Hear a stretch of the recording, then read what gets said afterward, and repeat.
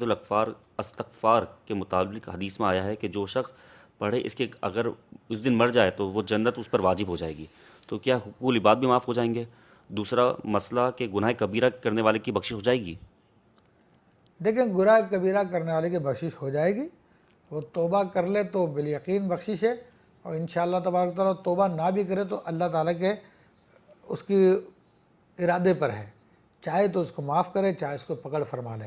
اور یہ جو آپ نے کہا کہ بالکل حدیث شریف میں آیا کہ جو سعید الاستغفار پڑھتا ہے تو اس کے لیے جنت واجب ہے.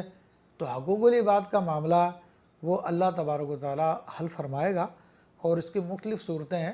اللہ تبارک و تعالیٰ اس کے خصم کو، یعنی جس کے اس نے حقوق تلف کیے ہوں گے، اللہ تعالیٰ ان کو راضی کرے گا، اور اس کے راضی کرنے کی مختلف صورتیں ہیں.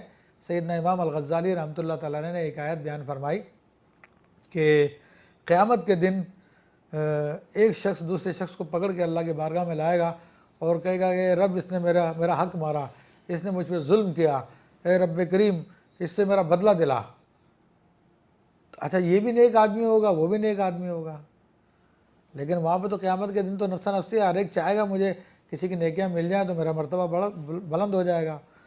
تو اللہ تبارک و تعالیٰ فرمائے گا ذرا اوپر دیکھو. جب وہ اوپر دیکھے گا تو اسے دور چمکتے ہوئے سونے چاندی کے محلات نظر آئیں گے، اور بڑی خوبصورت منظر ہوگا، بڑے زبردست محلات ہوں گے. تو وہ عرض کرے گا اے میرے رب یہ کس کے لیے ہے؟ رب فرمائے گا یہ اس کے لیے ہے جو اپنے بھائی کو معاف کر دے. تو وہ اسی وقت کہے گا اے میرے رب میں نے اپنے بھائی کو معاف کیا. تو رب فرمائے گا اپنے بھائی کا ہاتھ پکڑ کے دونوں جنت میں داخل ہو جاؤ. تو یہ اللہ تعالیٰ کے ذمہ کرم پر ہے کس طرح لوگوں کے حقوق کے معاملات کو درست فرمائے گا. تو ہمیں اس کے بارے میں فکر مند ہونے کی ضرورت نہیں ہے. جو حدیث میں آ گیا اللہ کے نبی کی اس کو مان لیا جائے.